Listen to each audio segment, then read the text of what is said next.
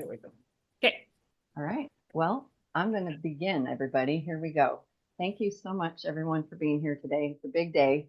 It is the end of year 3 of a 3-year grant, and it is the glory day to hear the story of the homes that participated in changing culture, committing to at least 3 practices, and you will soon hear that just like the last couple years, most teams end up doing more than 3, which hopefully shows you it's doable. And we're going to start with Amy Holt because they joined halfway through year 2.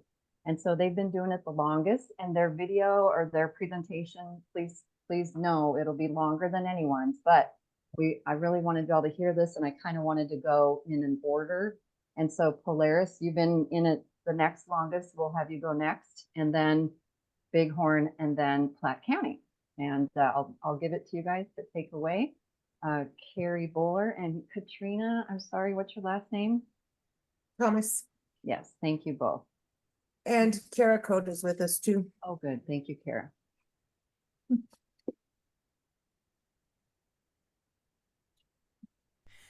Hi, I am Joanne Kay. I am the administrator and the infection prevention nurse at Amy Holt Care Center. Amy Holt Care Center is a long-term care home in Buffalo, Wyoming that has 44 private rooms with individual bathrooms and showers. We have lots of spacious common areas and an amazing view from our large dining room that looks out over the golf course and the Bighorn Mountains. We were so excited to join the Wyoming Culture Change Project. We had watched video testimonials from other facilities and we were inspired. We wanted to bring those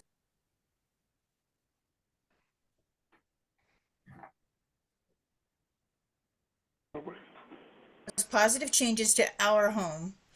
Our excitement was fused with quite a bit of worry over how to even begin such a huge project. It felt overwhelming to us. But luckily, Carmen was there offering us guidance and encouragement along the way.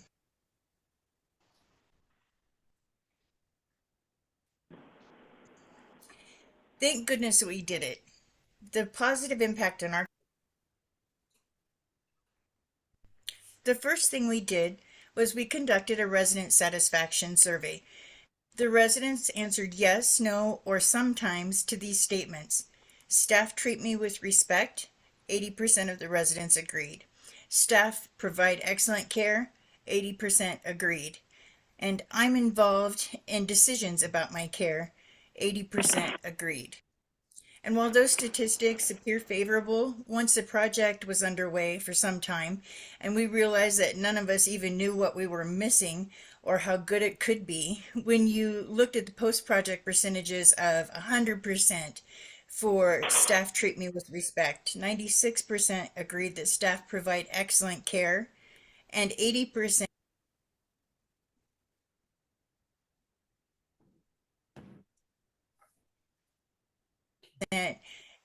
agreed with I'm involved in decisions about my care. Those scores are really based on completely different level of living expectations, and we couldn't be any prouder.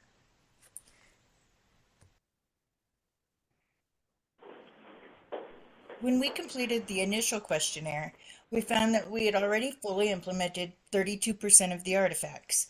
30% were partially implemented and 38% were not implemented at all. So when the project began, we were required to select 3 artifacts to participate in. We selected 5, but then once the project started, everyone was so excited and we started seeing big changes in the lives of the people that we care for, and we ended up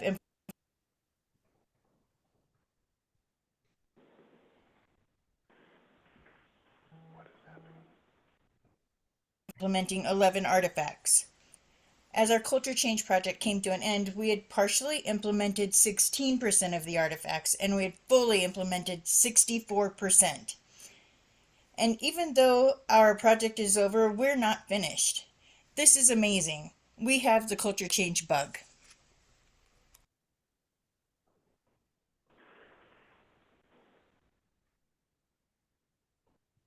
So as we go through our slides, we're just gonna kind of talk about each one. We put them in order from top to bottom following the artifacts.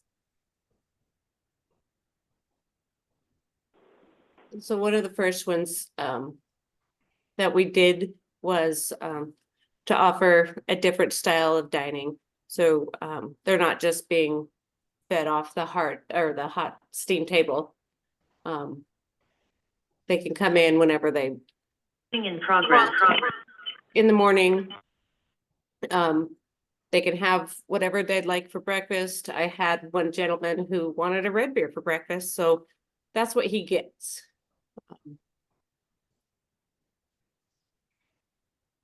My name is Savannah Jackson, and I am the dietitian at Amy Holt Care Center, and I am going to talk a little bit about our made-to-order breakfast service. So our meal quality and services overall were really struggling.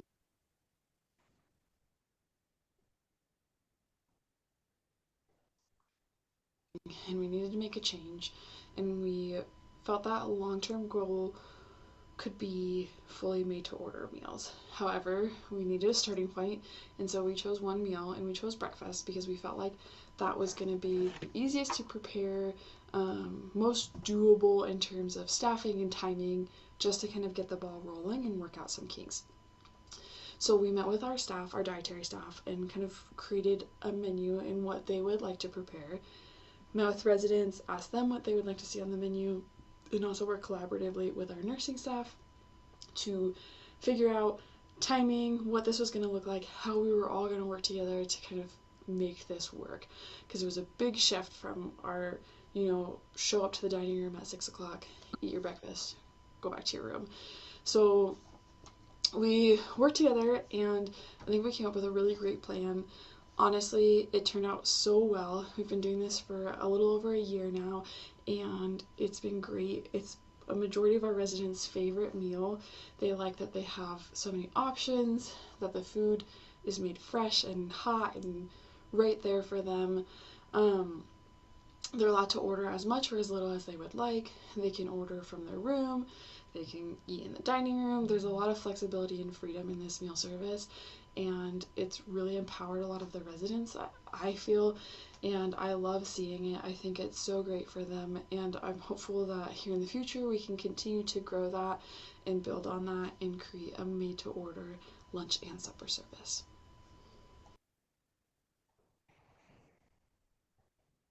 The next one we did is we did put snack stations down each of our halls. We have multiple common areas. They each have their own refrigerator stocked with snacks, a fruit bowl. There's a basket full of all sorts of snacks there. We've invited all of our family members. When someone moves in, we let them know about it. And hey, come on over, bring your grandkids and have a snack. They're there for the taking. This is one of our residents and her husband enjoying some ice cream. This particular resident was really struggling with some weight loss issues when we kind of implemented this, and her weight now is amazing. She is so much happier and stable. And so is her husband. Then along with the snacks and the made to order breakfast, we implemented just liberalized diets. CMS does state that liberalized diets should be the norm, with restrictions being an exception. All of our residents, 100% of them are on a regular diet, including our diabetics and our cardiac patients. They're all on regular portions. We cook our meals fresh to order. Those are actually pictures of our breakfast that I took yesterday morning. You can see that Cheryl really likes to drink her Diet Coke, and she can have that for breakfast. I remember when we started this, I'd gone to medical staff and said, hey, we're gonna just put everybody on regular diets. And I had Savannah as a backup on that.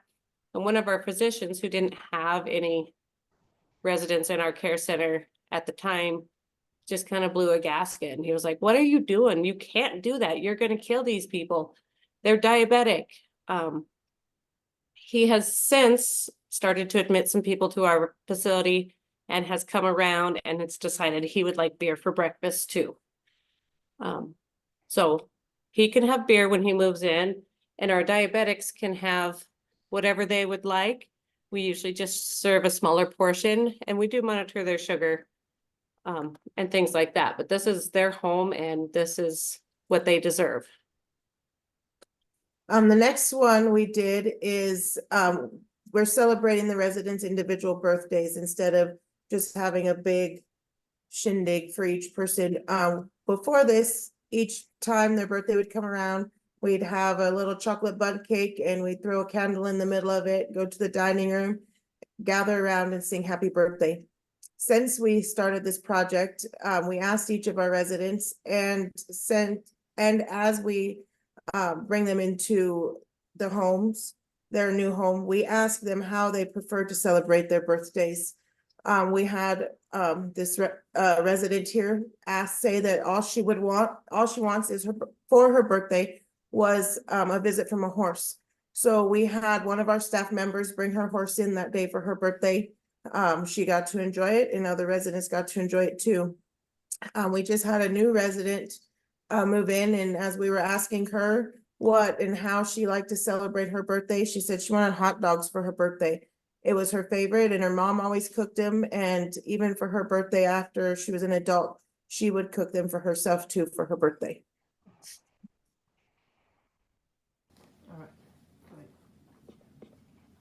One of our projects that I was most proud of was Natural Awakening, and working in this industry for over 40 years, I can tell you what we've been doing has been anything but natural. I'd like to address both the bed checks during the night and waking up in the morning. This project also involved our medication pass and our breakfast service. Years ago, we had a resident in the nursing home named Stony, and Stony would always say, "This isn't a rest home because you sure don't get any rest." Stony was right. So why do every couple of hours we feel like we need to disrupt people's sleep, and we have to make sure they're clean, dry, and repositioned? And I think our reasons are very noble, because we feel like if they're incontinent of urine, they're uncomfortable, they're wet, they're cold, and they're going to get pressure sores for sure if we don't turn them every 2 hours. And what I have always said is that is neglect. We do respect residents' wishes if they can verbalize. A resident named Phyllis, I visited with her about checking on her during the night, and I said, we'll just peek in on you. And she said, "Honey, if I die during the night, I'm still going to be dead in the morning. Don't you come in this room." And I thought that would be the most terrifying thing, to wake up during the night and have somebody's face over you trying to see if you're breathing. So I kind of agree with Phyllis. And we have some residents that say, "I'd like to sleep until 10, and then I'd like coffee and toast." We have no problem doing that. What we were not doing was honoring the residents that could not verbalize. During the night, if somebody is incontinent and couldn't reposition themselves, we were taking care of them. Also, our facility's morning routine led to, if you couldn't tell us otherwise and you needed help eating, we were going to get you up by 7 o'clock, because 7 o'clock's when the night shift can help you eat breakfast. So it was very much done according to the residents' needs instead of the residents' wishes. And I do apologize for using the term residents. I realize that is the popular term, but our residents were asked, "What would you like us to call you? Friends, neighbors?" And they did say, "Can't you just call us residents?" So today that's what they are. Residents do tell us with their body language that they are not happy. They can be sleeping soundly, and they can let you know when you pull the covers down, they're cold. They want to pull them back up. Their facial expressions change. And when we realized with culture change that we don't have to do that, it was kind of hard to believe, because we felt like the outcome was not going to be good. We had the opportunity to speak with some of our state surveyors, and they were on board with culture change, but they did remind us that we are responsible for the outcomes. Our assumption was that with urinary incontinence, residents were miserable. Ask us how we know. My name's Haley. I'm a nurse here at the care center, and I am about to admit to you and whoever watches this video in the future that I tried out our incontinence products and they actually work. But it wasn't just me, it was myself and a few other employees. But we actually encouraged anybody who wanted to do it with us, so we could all kind of see what it was like before we just kind of initiated this whole culture change idea, because it sounded wrong to let people just sleep in their incontinence. Like, us as caretakers felt like we needed to intervene. It was our job to care for these residents, and that we needed to check and change them every 2 hours and reposition them so they didn't get UTIs or pressure sores. And so it was really hard to think differently, think outside of what we've always been told. And so I think it was just really important that we tried them. And I know it sounds crazy, and it was. But we went in the supply closet and we fitted each other for briefs, and we took them home and we put on our pajamas that night, and we all became incontinent. And it was just kind of surprising to see how well the products really do work. One of our nurses, she woke up in the morning, had a cup of coffee in her recliner, just unbothered by her incontinence. Another nurse joked that in the future she's going to take the briefs with her when she goes camping, so she doesn't have to walk to the outhouse in the middle of the night. Or she's going to take them next time she goes on a long road trip, so she doesn't have to pull over a million times. And like, I know in the past, me personally, like in my CNA class, we opened up a brief and we poured water on it, and we kind of felt it with our hands, and we could feel how cold and how long it took for the water to absorb into it. And we were always told, like, you wouldn't want that on your skin, that would be uncomfortable, so make sure that you're taking your residents to the restroom and you're helping them with their incontinence needs. So to feel kind of like firsthand that it really doesn't just sit there on the skin, you don't feel that warmth, it doesn't turn cold on your skin, you're not feeling these lumpy, clumpy briefs, they don't feel heavy, was actually really interesting. And I think just in general, like, these products advertise that they work well at night, but we never really like trusted the science behind it, and we kind of just always stuck with what we thought we knew. So I think it was kind of interesting to really get to try them out. We did have a couple companies send us different sample products to try, and I think we also underestimated like how well our pressure reducing mattresses work. So between those mattresses and the overnight briefs, like, it really was okay that the residents slept through the night, and if they were incontinent, they didn't care, then it was okay. Kara and myself, we kind of went around and we interviewed the residents and asked them about their incontinence and if they wanted woken up in the night. And honestly, they didn't really know it was an option to not be woken up in the night, which was interesting. A lot of them were just kind of completely unbothered by their incontinence and would rather just sleep if they could. And so it kind of turned into where we were more bothered by their incontinence than they were, which was interesting, but it also kind of felt like it was our job to be bothered by it, so we could intervene. And we do intervene if, like, we know there's an obvious BM and whatnot, or if they're restless and like those kinds of things. But for the most part, we do just let them sleep. If a problem arises, then we kind of just adjust the care plan as needed and kind of just make it more individual that way. We have had a couple residents who didn't want changed in the night and then later changed their mind, and they did want us to wake them up at 2 or 4 or whatever their preference was. And so to just take the time to actually ask was kind of a new thing for us too.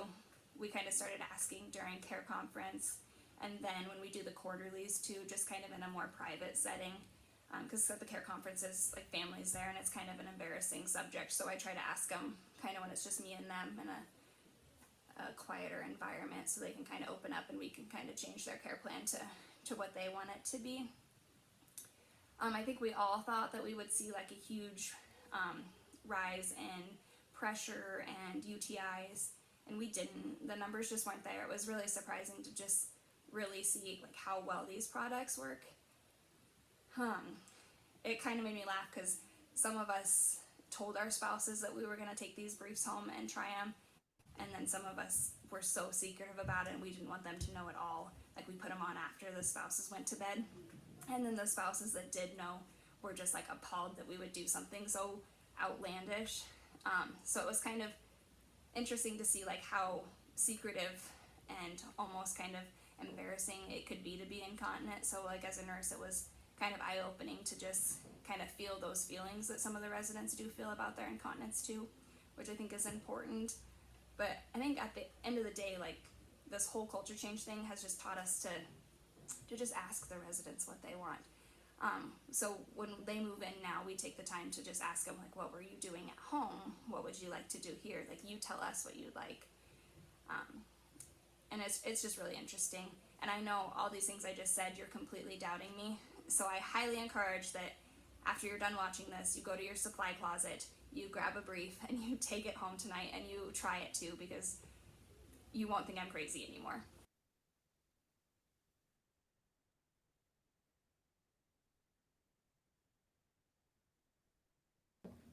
We discussed with housekeeping that we may have more wet bedding, so they provided more for our needs. But we do have good mattresses and good overnight's incontinence brief, and that saved the day. Then it was time when we got accustomed to the idea. After several weeks, we engaged the nursing staff and the CNAs. And the response we got was, that's neglect. Of course, they're parroting what I have been preaching for 30 years. Some were angry. Some went in at 1 a.m. and changed people anyway, even though they were directed not to.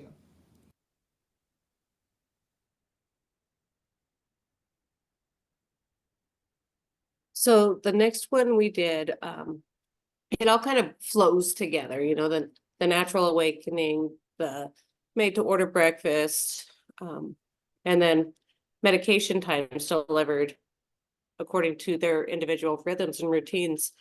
If they're sleeping through the night, there's no need to wake them up to give them a sleeping pill or wake them up for their Synthroid in the morning. In other places, it may be kind of a struggle with your physicians, but we really, really do just have some great physicians here who are like, yeah, it's fine if they sleep till 10 and then they take their Synthroid. It's not that big of a deal. Their numbers might be a little bit off, but it's not going to be huge. We just adjust. And it's actually gotten to the point now where I don't even ask their physicians anymore when I can move times around on medications. I just send an email to my pharmacist, Elizabeth, and she just changes it in our computer system. You know, at home, you take your meds when you want to, when you're awake. If you sleep in, you don't set your alarm at 6 just to make sure you get that Synthroid. So why not just do that here too? I mean, it's real life. The next one we did, and Kara was very implemental in doing this, was just being well known. We want to make sure that the old man you see sitting in the recliner that's confused and doesn't know what day it is or whatever is not what you see. When you look at this gentleman, you see that he's the one that helped us get on Mars. He's the one that worked for the space program. He's the one, you know, that was the first teacher or something. It was interesting and very enlightening to read these stories. Yeah, that's actually one of the funnest parts of my job. When a person comes into our home, I sit down with them and talk to them about their past and places that they've been and things that they've done. I take the things that they've done that are interesting and try to integrate them into a first-person story. Some of the people have told me things like they rode horseback to school. Those are the things that I can't imagine other than seeing on Little House on the Prairie. The story that I write is in first person, and then on the bottom it includes things like their ADLs and those things that we have to include for our care planning. But the stories are put into their areas where other staff can see them. Even housekeeping can look and learn and know about this person. It's a nice way to help people come into our community. The residents that have came have a lot of times felt like they are integrated easier into our home and feel like they really belong. This next slide is actually one of our eye care plans that the lady had just moved in. She's our newest resident. She went to school after a 10-week went to teaching after a 10-week training. And this here picture is actually a picture of the first Casey school building. she kind of has a fun little story, and it's worth reading, but she kind of prides herself in making sure those kids towed the line, and in fact even took a coal shovel to their bottoms 3 times when they didn't obey or didn't behave well.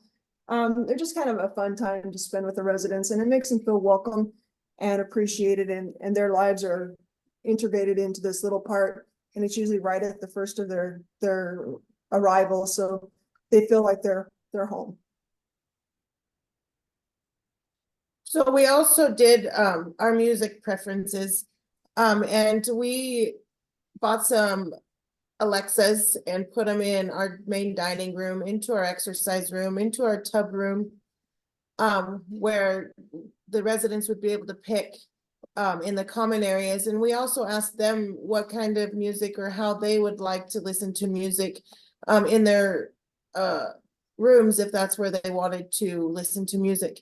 And so we ask their preferences when they exercise. We ask the first person that comes in what they want to listen to, and when they leave, we can change it to what the next person really enjoys. They get to enjoy relaxing music or crazy music while they sit in their bathtub and relax.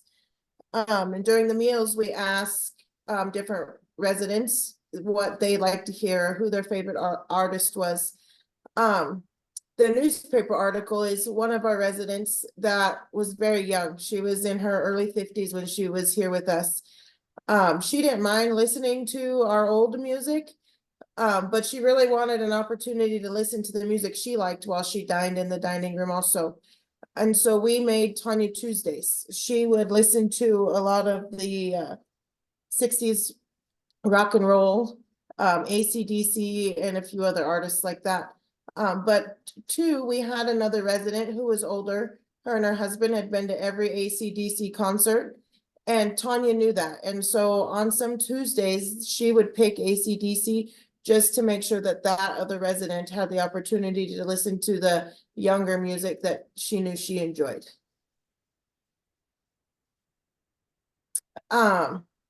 We did some home environment and accommodations. We took away all of our bibs. We used not all of our bibs. We asked them, and we were able to take away most of them. There's only a very few that asked or said that they would like to continue to protect their clothes. But most of our residents use this same blue napkin. It doesn't absorb like the bibs do, and so that's why some of them has chose to go back to the bib. But we only use them when they ask us for them. We don't just give them to everybody anymore, which was what our practice was.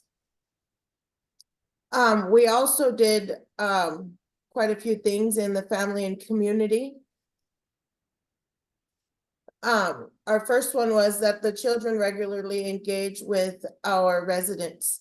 At the beginning of the program, we said that we thought this was important for our residents, especially after COVID. And so I reached out to the 2 schools that we have with elementary students and some of the daycares, and we were able to bring one of the daycares in with some 5-year-old kids once a month. And we were also able to bring some kids from our Christian Academy, and they come every other week. They come together, they bring an activity to do with their buddy. We have some sort of a snack with their buddy, and their teachers have started to implement a question we have on our board on Thursdays is Thoughtful Thursday, and these kids are writing books about their buddies that they're going to share with their buddies at the end of the school year. We've also reached out to make sure that our residents are able to have the animals that they enjoy from their ranch life here in little rural Buffalo, Wyoming. We've had alpacas. We have mini horses that come in dressed up for each of the holidays that have been trained to use our elevators, so nobody is left out of that horse visit. We have different people that have brought in their chickens. We had our horse for our birthday. We've had rabbits. We also start chickens in our house from eggs. The residents name their eggs. We incubate them, we hatch them. We keep a couple of them through the summer. that the residents get to help us care for and tend to. We've also implemented the rehab kitchen in our facility. We have a large area near our dining room that the residents can go in and cook with. We've invited their family members and their friends to come do it. This resident here is probably one of them that uses it the most. She loves to cook for everybody. She makes homemade coconut candies every year for Christmas for all of the staff, all of her family. She always tells us every year that she knows her grandson will be the one to eat them all because it's his favorite. When staff birthdays come around, she really tries to do for us because she's appreciative of what we do for her. And so she's often in the kitchen cooking a cake of some sort for the facility. The next one we did was leadership and team engagement. And this one wasn't hard to do at all because we are just such a great team here. These pictures up here, there's our CEO helping with our Chinese New Year celebration with one of our cooks. There's our director of operations, serving food one night because we were short in our dietary department. So she popped on in. There's Joanne, our administrator, cooking made to order breakfast. It's amazing. And then there's Haley with one of our residents just jumping in and helping out where needed. But the main thing that we did with that is making sure that we orientated all of our new employees to what our culture change is. When we interview CNAs and we explain our progressive, don't awaken the residents during the night policy, CNAs that have worked other facilities think it's pretty cool. If they've never worked as a CNA, the response is, duh, why would you do that anyway? With all these things, I was actually kind of nervous to calculate our staff turnover again, because it always just feels like our staff is always turning over and turning over and turning over. But if you look, you can see that we have cut our CNA turnover almost in half, as well as our overall turnover. It has been an amazing trip. And this is one of our activities girls, Sheila. She was very difficult to convince that the culture change was a good thing, but we finally got her. Impressions of the restorative sleep program.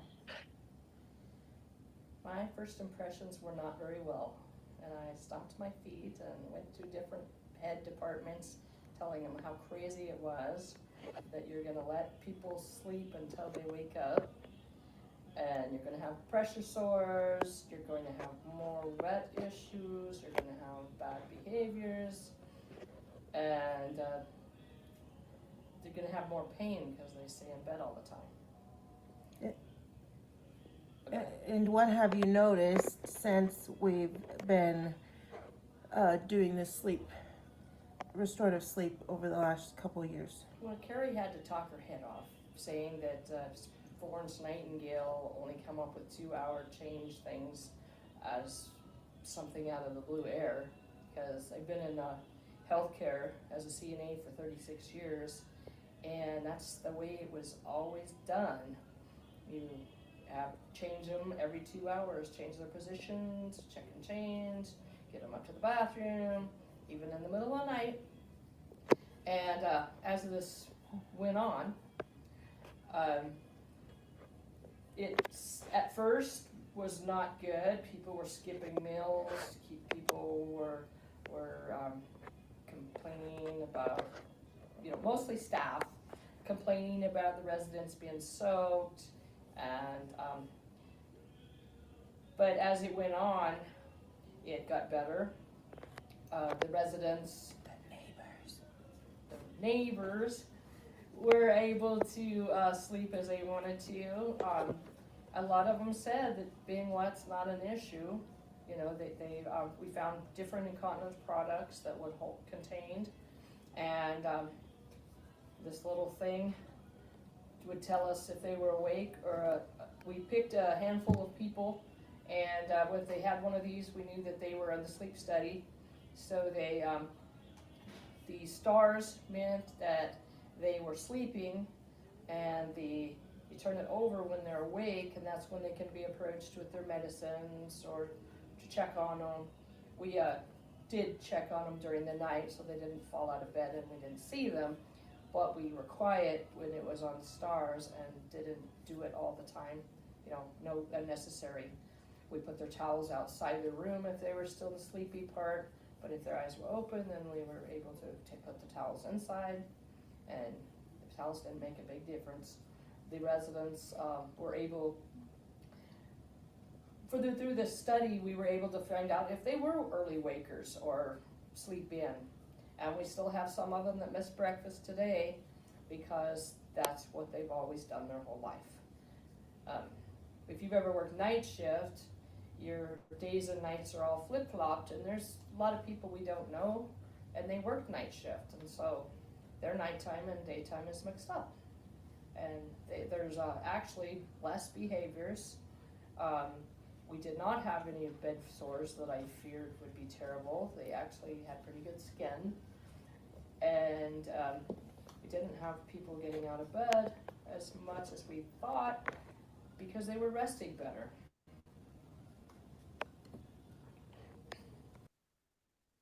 And this is just kind of our last slide here.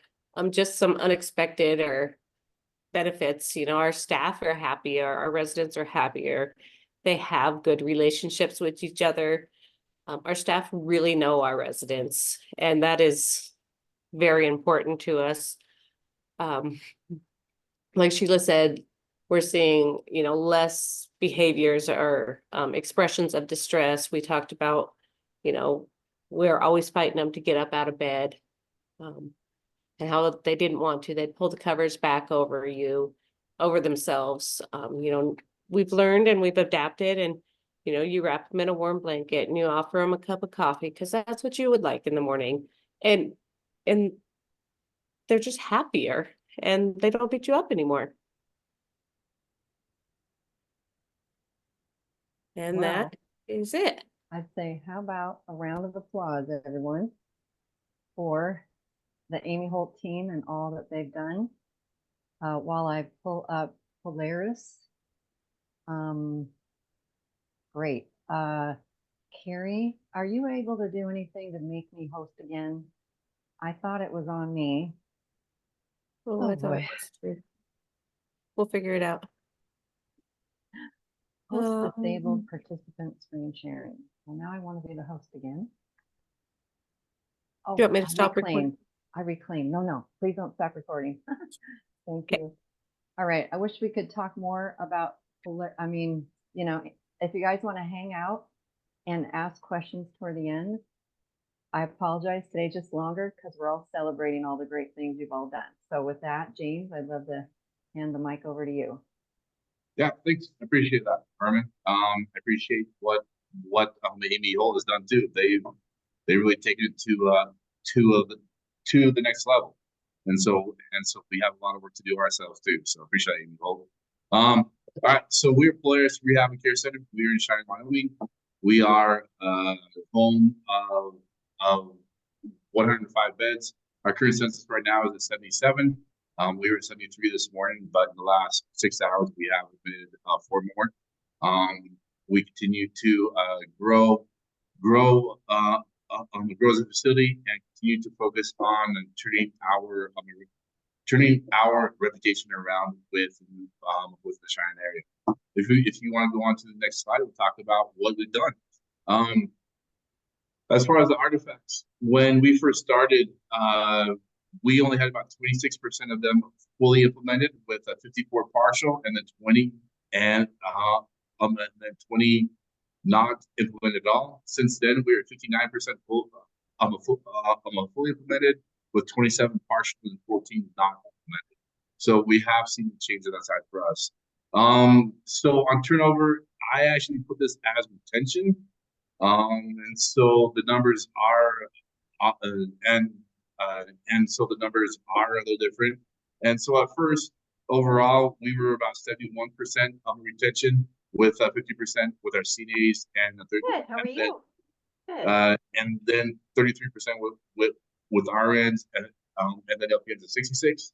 And post project, we have seen a huge increase in retaining our talented staff. And so right now we are sitting at 88% overall retention, with our CNAs increasing, with our CNAs up to 73% from there. The biggest one is we are 95% with our RNs, and we're sitting at 28 nurses on staff right now within our facility here in Cheyenne, which is a really big deal for us. When I started, we only had 7 nurses on staff, and so we have had to claw and scratch, really trying to get our nurses to want to be here and stay. So if you want to go to the next slide. Pre-project, we were at 20% satisfaction rate with our residents. And so we actually have an outside company who does our customer satisfaction surveys. And so March of last year was our very first one that went out, and it came back really low at 20%. And so we've had to climb, from that the bottom of the barrel on that satisfaction rate. And right now we're sitting at 68% on that satisfaction rate with our customer satisfaction surveys. And so our company sends out, they complete 5 to 7 a month, and so we get the results from there. So we have some that increase there. Once again, with that retention rate, pre-project was 62%, and the post-project we were at that 88% with our retention. And so the big thing for us that we have implemented is with Artifact 5 is that we offer snacks at all times. We are going off of suggestions. We actually and so we do have a chance for them to write down a new snack if they want to, and that is given to our kitchen staff. And so we can order them, and then they're provided at their station. Go on to the next one. And then we do have open dining. We do offer it for all 3 meals. And we do give them that 2-hour window. And so they can come and go between 7 and 9, and then between, I think it's 11:30 and 1:30, and then 4:30 to 6:30. And it's been a big difference with our residents coming and going as they want. They don't feel like they are actually having to sit there and to avoid their meals. So, all right, if you want to go to the next one. All right, we have turned off the audible feature of our call lights. We are working with an outside company that is getting connected to our walkie-talkies. And there is one little ding we still hear, but that is because that is on the motherboard, and we can't figure out how to turn it off yet. So besides that, throughout the halls, we do have the sound the sound completely off. We do not use overhead paging. We are using walkie-talkies, and that is the only time we do use overhead paging is if we do have some kind of alarm going off, or else if we are doing trivia with the neighbors in the home. So all right. With the call lights, this has been a big change for us, where I actually had one of our neighbors come up to me, and he asked me, "Hey James, do you think we can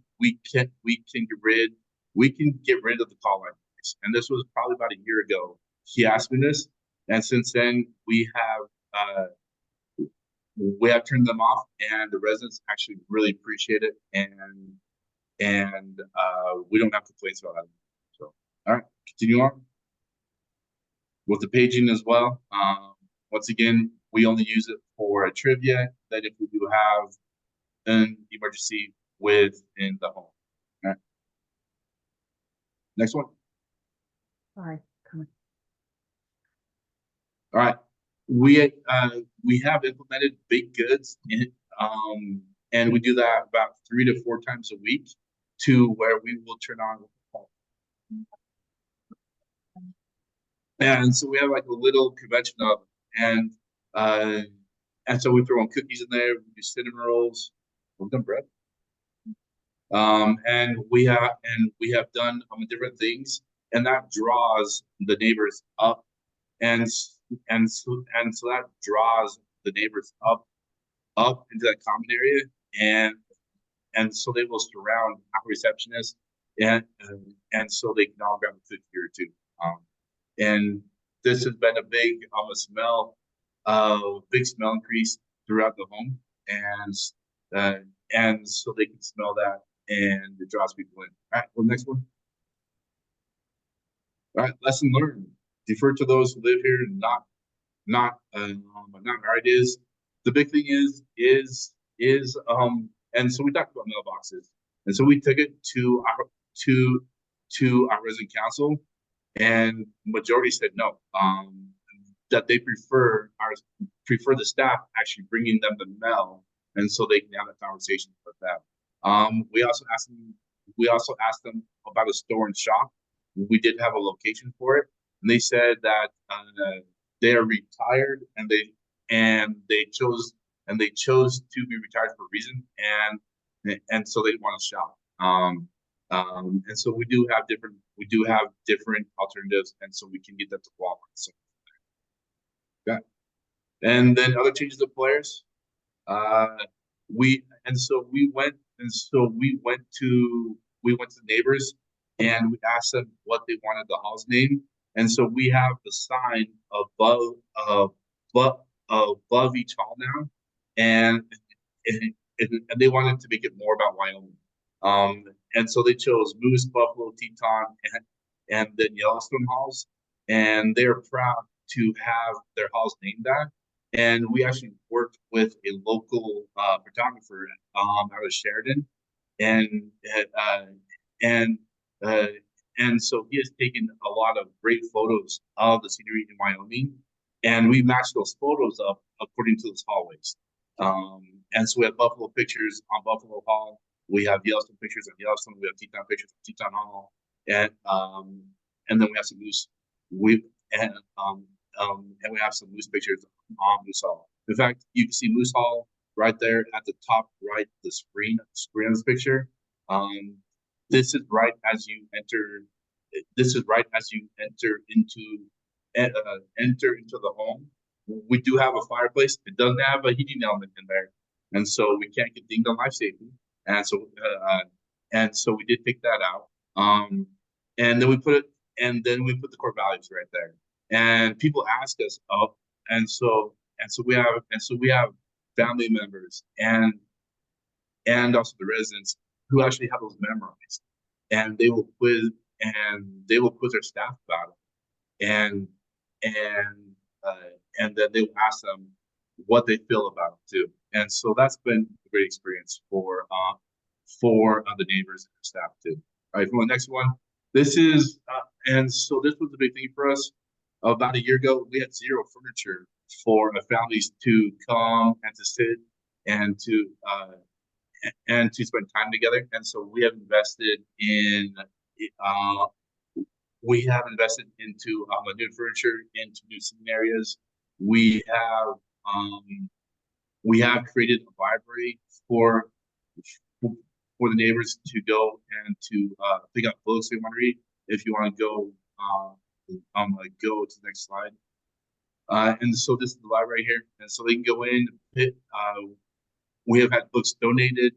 We have reached out to the library, and they are going to bring us some more books as they don't have them going into circulation anymore.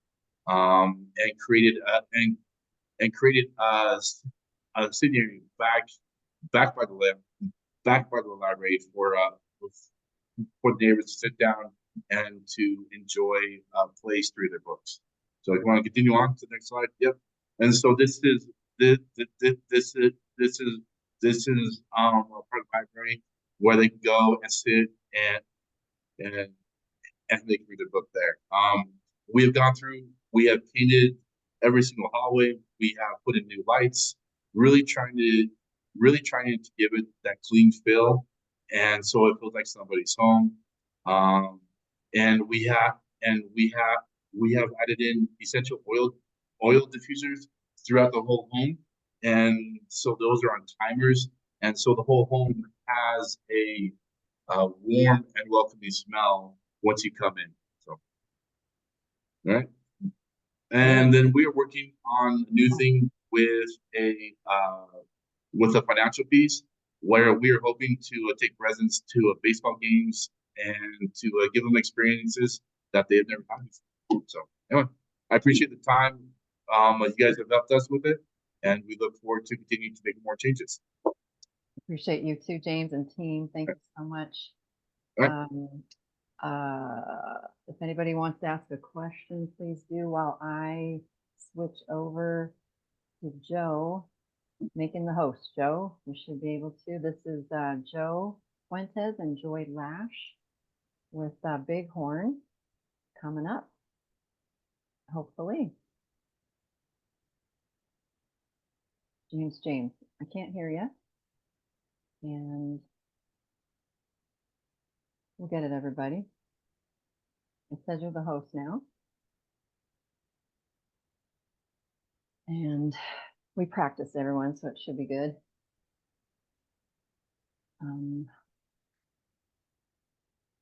Just maybe need you to unmute and share screen. Hopefully it'll be fine.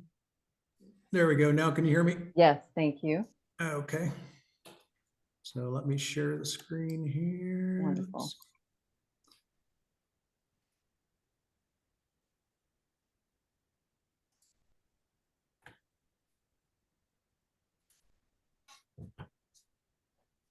Can you see that? Not yet, no. Don't know why. You are the host.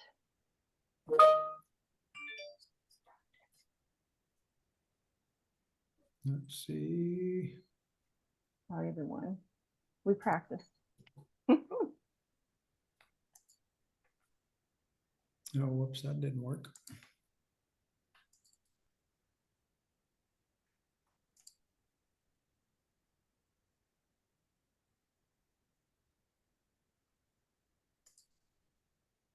You know the green button share screen probably, right, Joe? What's that? You know the green button share screen probably? There isn't one. Hold on. Well, Well, I made you the host. You should have a share screen green button. Amy Holt team did. And I thought we practiced it and it seemed like it would have been. I thought it worked too. Yeah, if anyone knows anything we should do, feel free to speak up. We all use Zoom now a lot, don't we? Carmen, Yeah. when I click on my green share screen, it says host disabled participant screen sharing. So make sure the host has him as a co-host. Well, maybe. Well, thank you. He is the host now, not me. Oh, So okay. it should work, but I know what you mean. Like right now you're disabled and even I'm disabled because it's Joe. And somehow it worked before on the same computer, right, Joe? Yes. We're sorry, everybody. Let me It look always here. goes like this, doesn't it? And the file was too big because we have beautiful people putting beautiful photos in everything, right? Thank you, Joy. And we couldn't even get it sent over. Let me look here. Otherwise, I'd have it.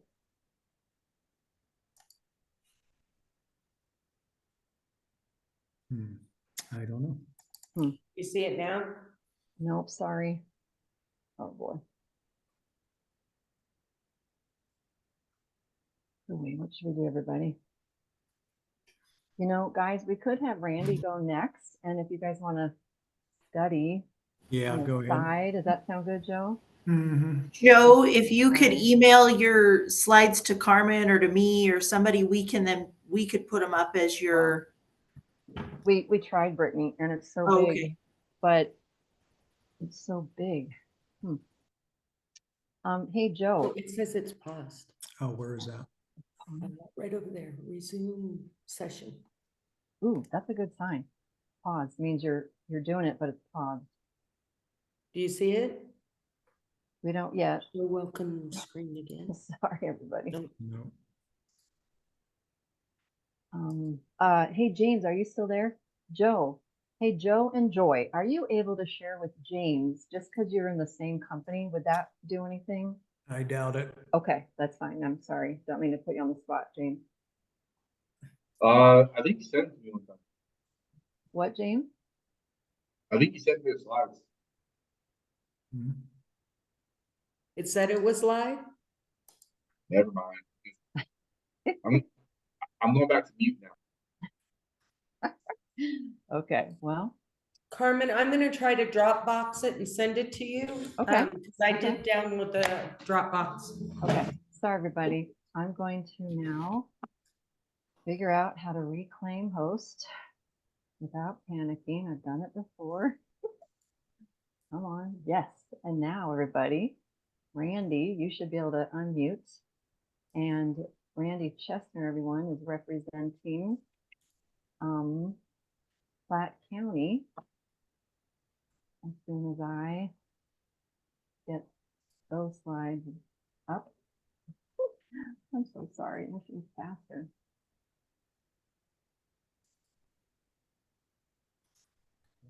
It's not working. Here it comes. Hi, Randy. Hi there. Welcome.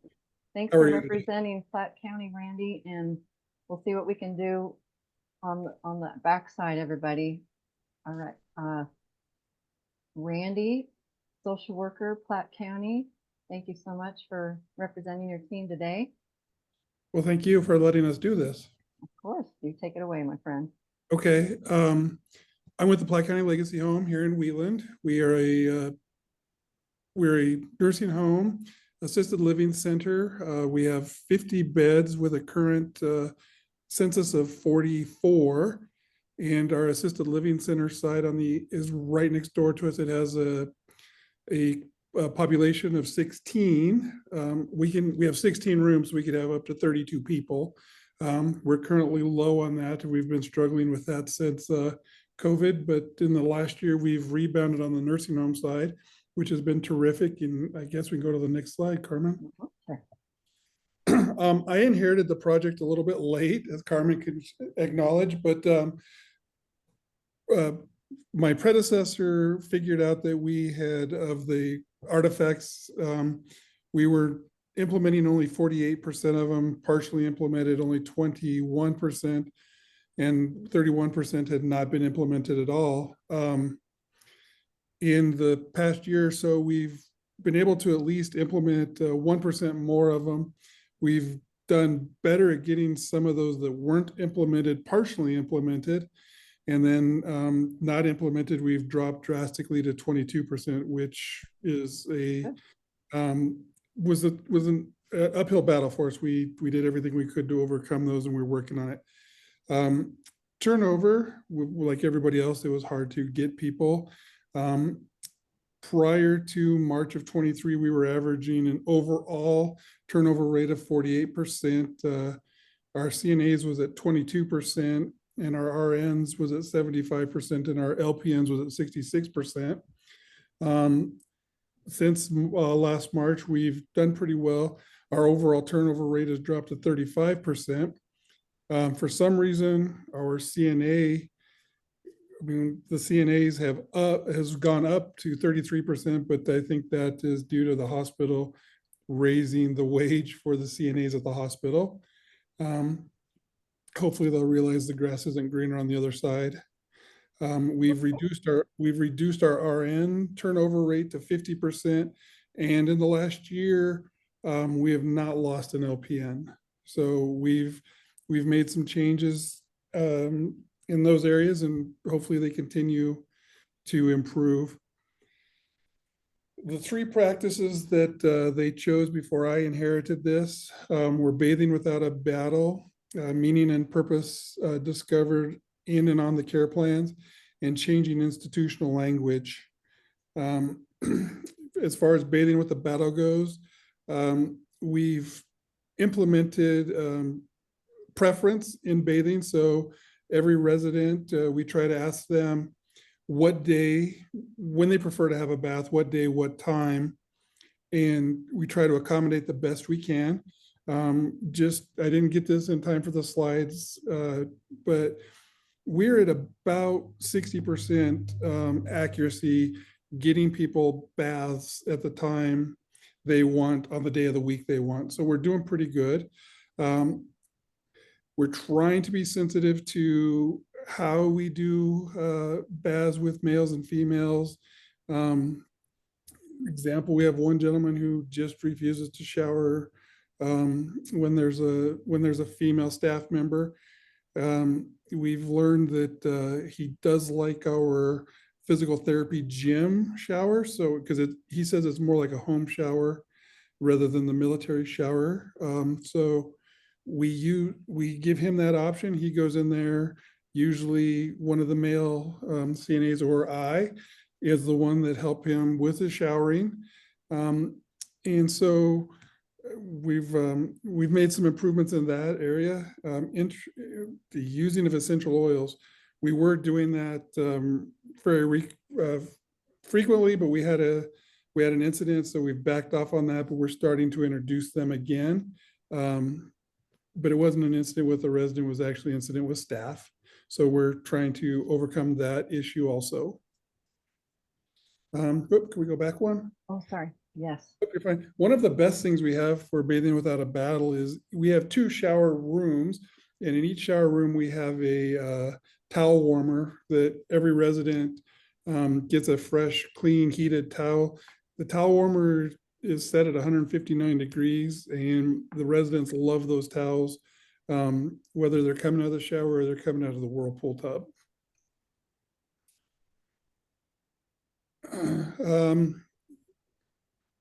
They chose meaning and purpose on care plans. So we were doing we do a 48-hour interview when our residents or our neighbors are moving in to the facility. And we're a very agriculture based community, and that's what that quilt represents, is Platte County and our agriculture and natural resources. And that's one of the things that's most important to all of our residents.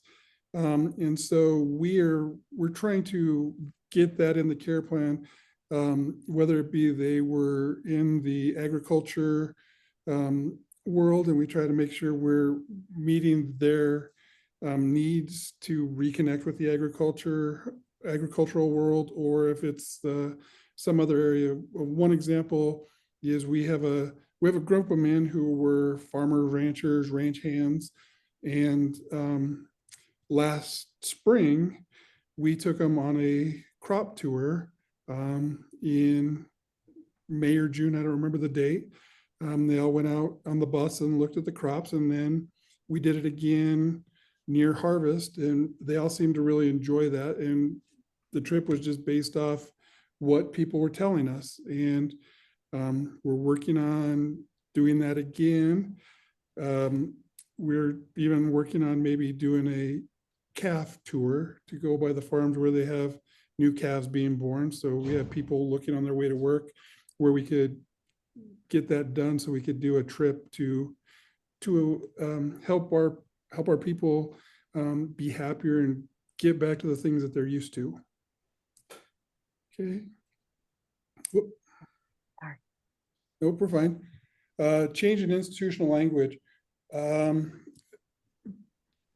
one is very hard. We're working on it.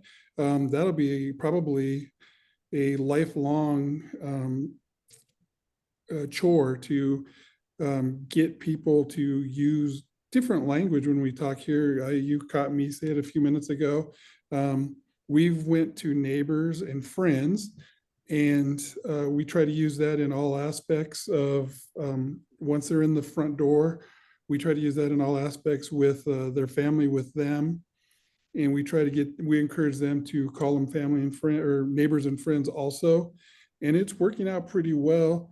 One of the things we started was in our community, there's a bunch of things called Grange Halls, and each rural community had a Grange Hall.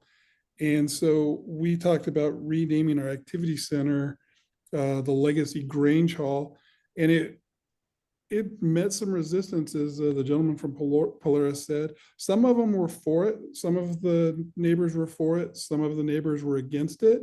And so we kind of put it on hold for a little while, but we do bring it up in the resident council meetings from time to time and see where they're at, or if they want to change the name to something different that makes it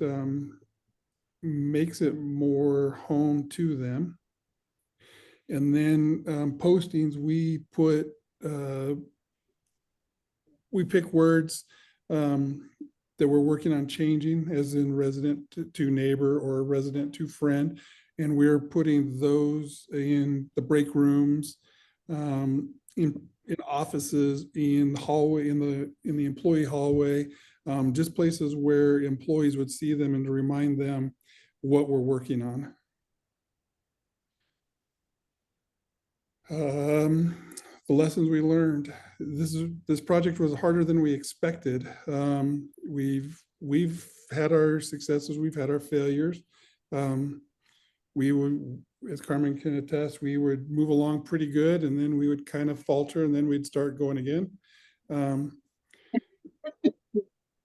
Then it's important to get the employees to buy in to the aspect of what we're doing, and then make the changes small but deliberate. That seems to work better for us, as if we do small changes and we make them deliberate changes as we move along. And then we're just reinforcing the changes with acknowledging when employees are making those changes for us. Hey, I think we did it. Thank you. A round of applause for Randy. Thank you, Randy. Okay, everyone. Behind the scenes, guess what I got in the email? Now you gotta wait on me. I'm so sorry. Yeah. He might be able to share it now. Oh. We found the green button. Oh, wonderful. Okay, Try it. make him the, yay, okay, even better. Make host, here we go. Thanks for waiting, everyone. And I give you, hopefully, the Bighorn team. Okay. Yes, it's happening. Beginning slide.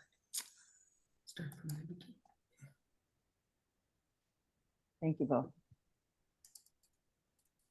Let's go back to There we there. go. Can you see it? Yep, thank you. Okay. So Bighorn started their journey in April of 2023. So got a little late start, but better late than never.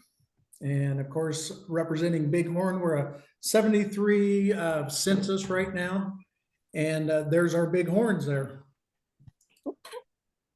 So our artifacts of cultural change, pre-project and post-project, we have the numbers. So what was fully implemented was 14%, and post-project was 49%. So we're pretty proud of that increase.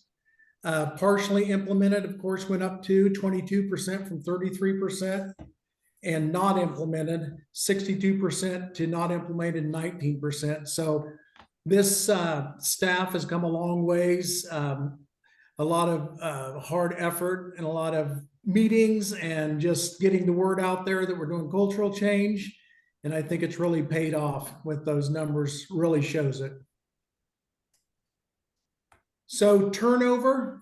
So our overall turnover got much better from pre-project to post-project.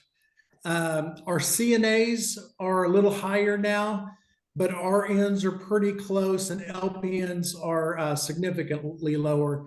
But looking at that overall number, we're proud of that also, that we did show quite an advantage of having this project, and I think it contributed to it a lot. So our turnover is much better. Satisfaction surveys. So as James said, we have an outside company that calls families and residents and gets the data for these. So pre-project, we had a 76% satisfaction family survey. Post-project, we're pretty close at 72. But on our nursing satisfaction, we went from 75 to 85, which that is big because, you know, the biggest department, and we really strive to make the nursing care better. So we're happy with those numbers too. We'll always work to make them better. So the number of practices that we chose 5 practices. The first one was neighborhood mentors. The second one is open dining. Third, no overhead paging. Fourth, the natural awakening. And 5, changing our language from institutional to non-institutional. And you can see our pictures there of some of our neighbors and their interaction with staff and each other. So pretty neat pictures. So our welcoming committee. So our neighborhood council president, he goes and meets our new residents and makes them feel welcome.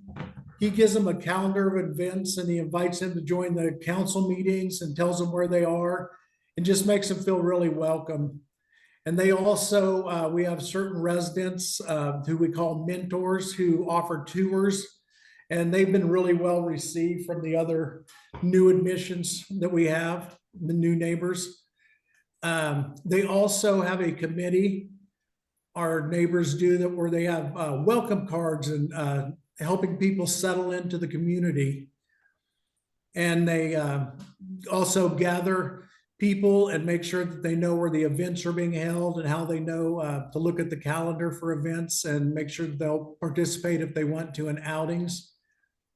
And they also have taken upon themselves to create clubs to socialize. And some of the examples of those are crocheting club. They like to play pitch and pinochle. They play cards, participate in knowledge clubs, which is like a trivia game. And then gardening outside too, which is pretty popular here. So that's pretty neat where the one neighbor takes another neighbor kind of under their wing and they provide them a way to go to activities and participate in the community on anything they want to. And then we also have our activities director. She gets families very involved. And those people, the families come in, they volunteer for various social events and lead groups on the weekends. So kind of release some of the activity staff and also benefits our neighbors. So anything else, Joy? Joy's our activities director. So with that, our families have been a lot more supportive. Most of them came from out of town. So giving them heads up when we have our Easter dinner is coming up on Thursday.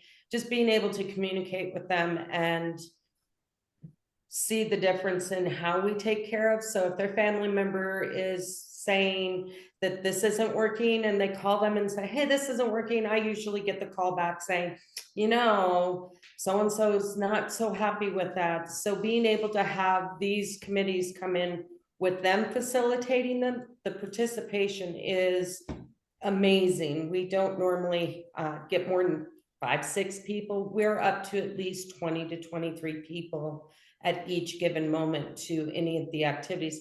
The pictures that are on here is one of our neighbors cooking. He is in the ADL room cooking on his own. We've never been able to do that without this culture change. So that is amazing.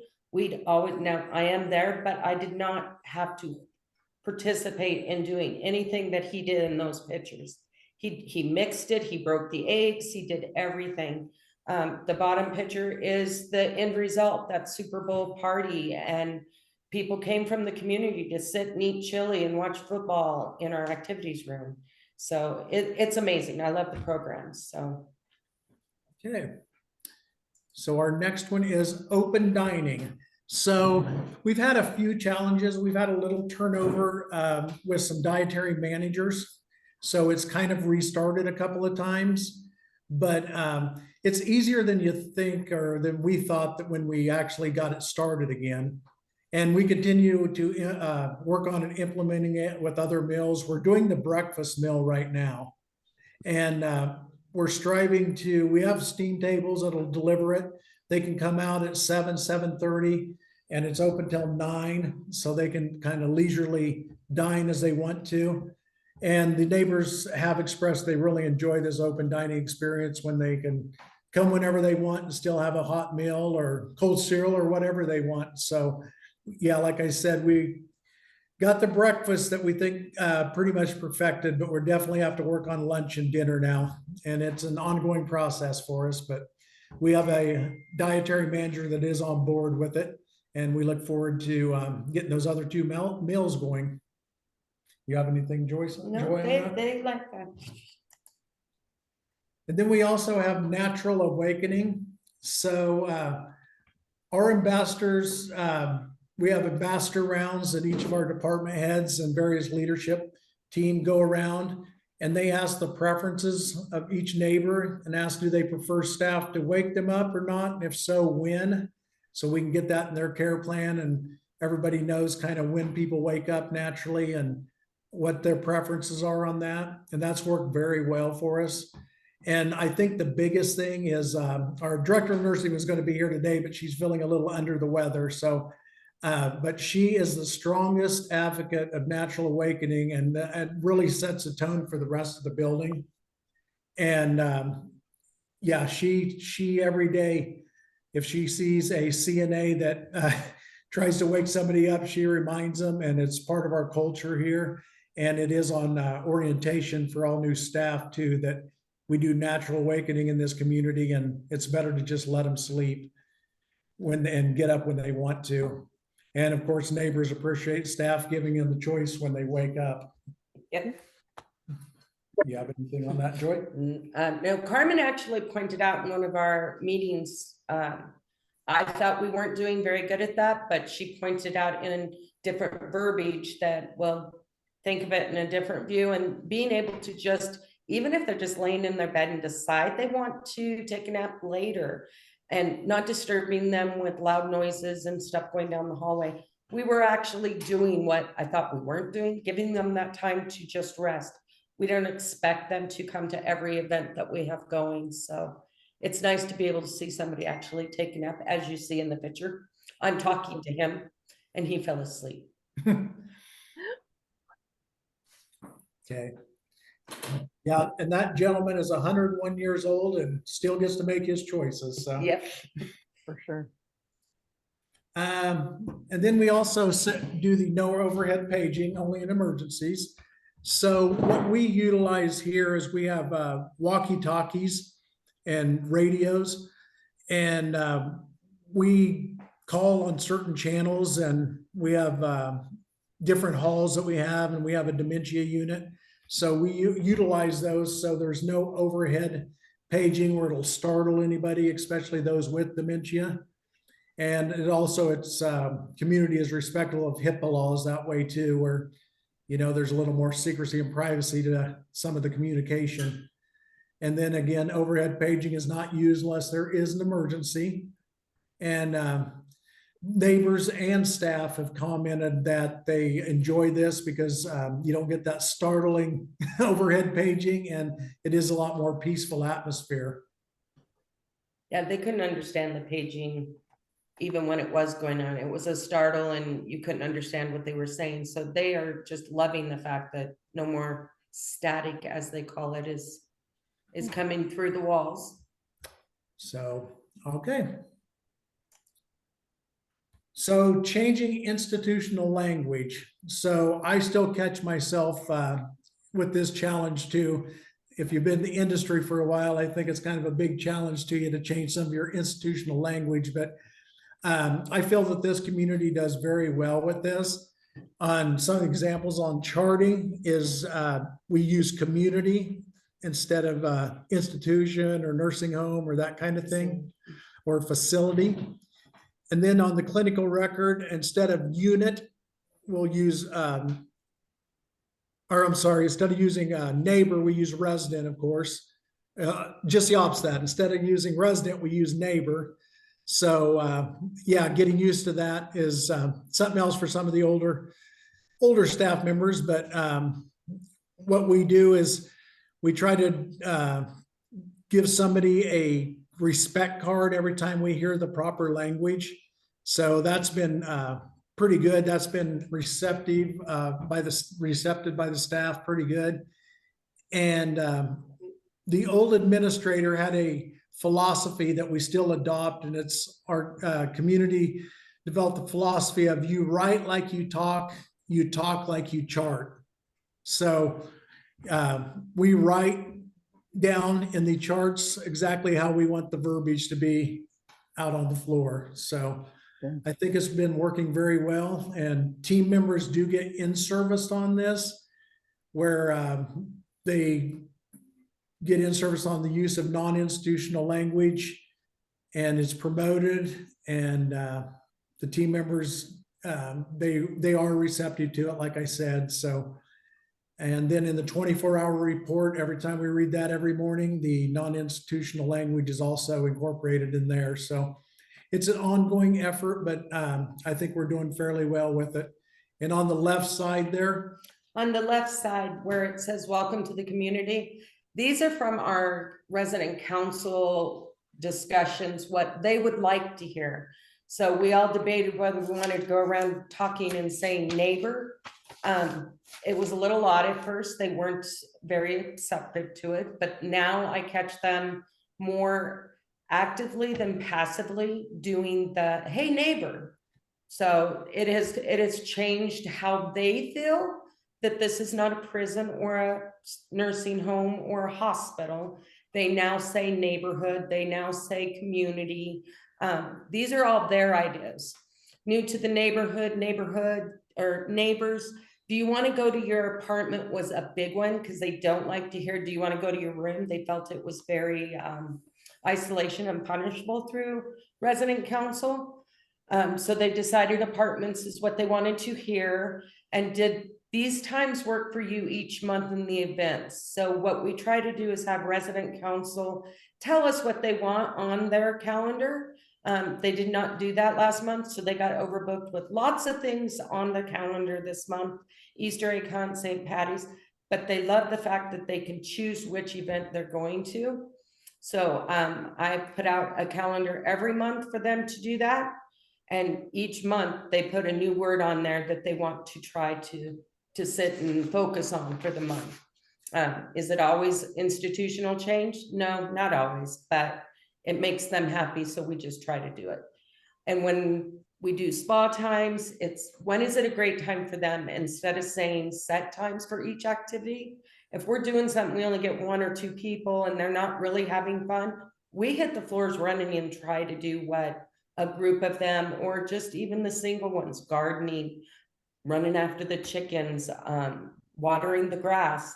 It amazed me how many wanted to actually just do that, not just fold laundry, but plan out meals that they could cook together and sit down and have the community come in and eat with them. So that's all I got.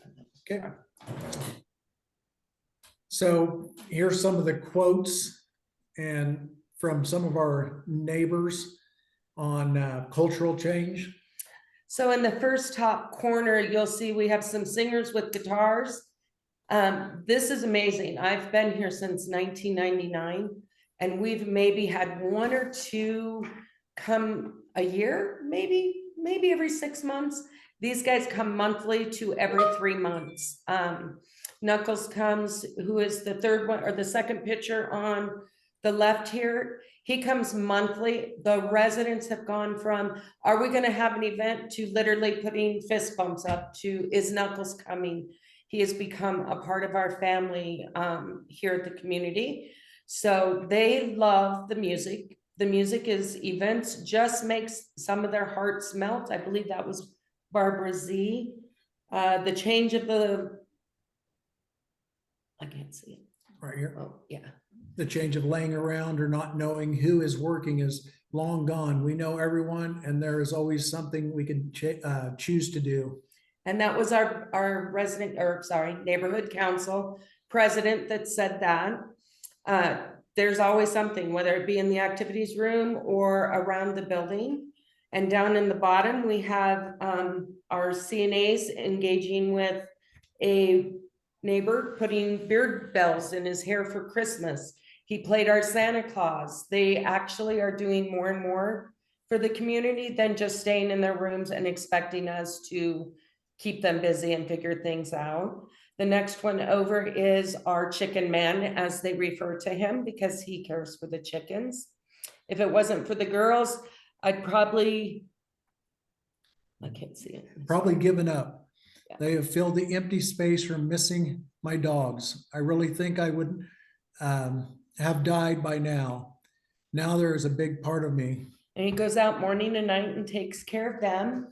Up on the top is one of our outings. We now do outings, which was very, very rare. We schedule the van and go in between doctor's appointments, whether it's scheduled on sign-up sheets or not. If they're saying they want to go, we bust out the van and say, hey, you got to run. We got some people that want to go. Today we went to Walmart.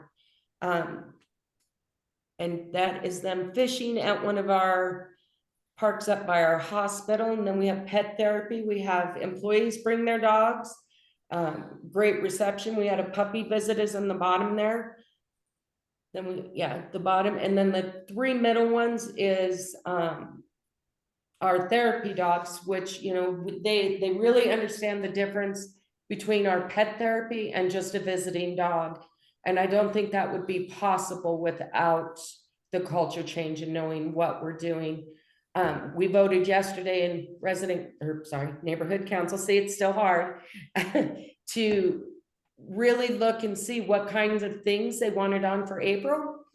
The one thing I kind of pointed out to them is who, when we first started Restore Reskill, did not, if you haven't tried this, you guys, you need to try it. It's an interactive game. Who didn't like it? Everybody said no at first. All but 2 people raised their hand to do Restore Reskill, and that's over on the far right. That's one of our residents doing a jackpot right there. So they're loving what we're putting on there. They're encouraging the more active stuff. And I haven't seen that in the since 99. It's a hit and miss, and now it's an everyday thing. Okay, thank you, Joy. All right, so lessons learned. So what I personally learned, this is from Joy Ellen Activities. What I personally learned was to slow down and enjoy each neighbor. When they started, it was not what the neighbor wanted. It was more for staff convenience. It is great to gather large groups, but it is important to make sure they truly enjoy the group. Honoring what each neighbor chooses is the most successful thing to me. They now help build the community to do the things they really want to participate in, not what things or not what staff think they would like to participate in.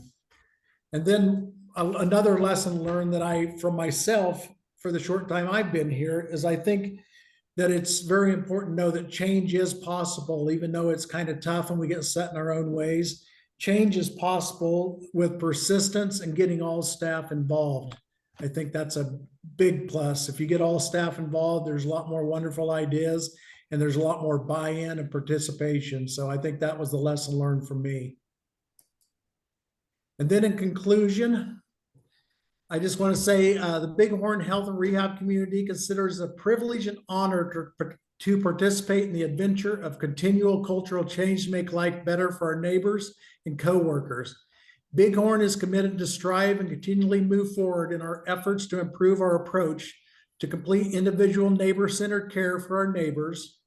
Bighorn is thankful for the direction from Carmen Bowman that assisted us to move forward in our ongoing cultural journey. So a big thank you to you, Carmen.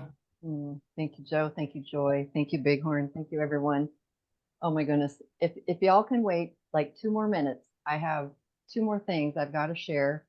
As soon as I figure out how to become the Do I host stop again. sharing?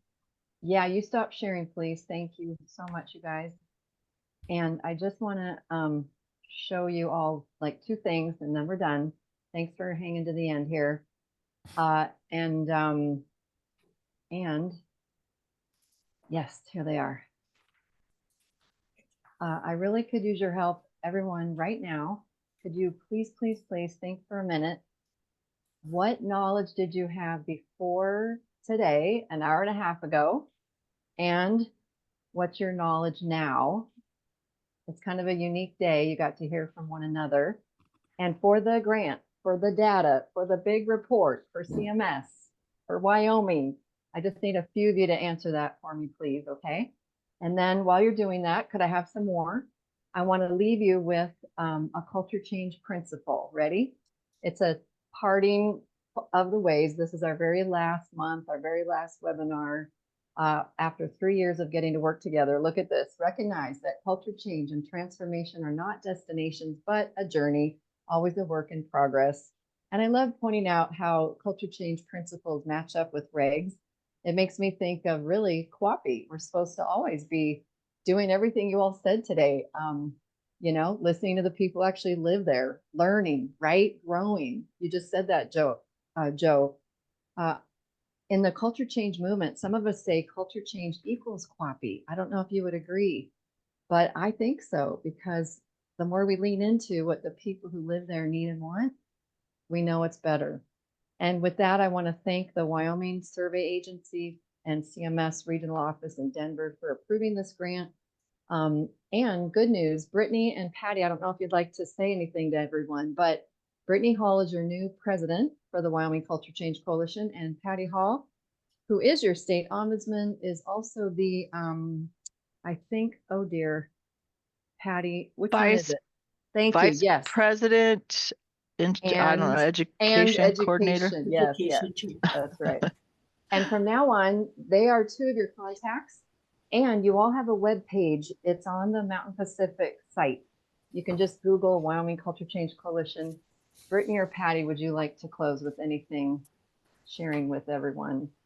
I would just say, I know culture change is hard.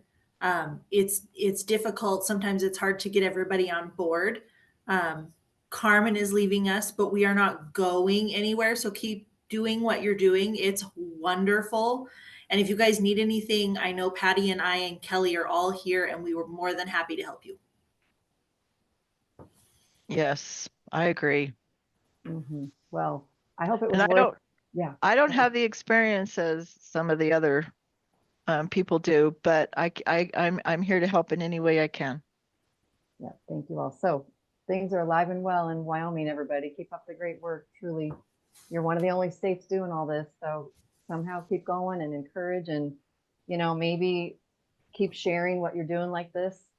Every month, someone could probably share, to be honest, something. So thank you all. Thank you. Thank you. It's been a real pleasure. Thank you. We're going to miss you, Carmen. Thank you. I'm going to miss you all very much. I'm a little sad. God bless you all. Thanks, everyone. Bye, everybody. Thanks, Joy, Joe, Randy. Guys. Thanks so much. Carrie and team. Bye-bye.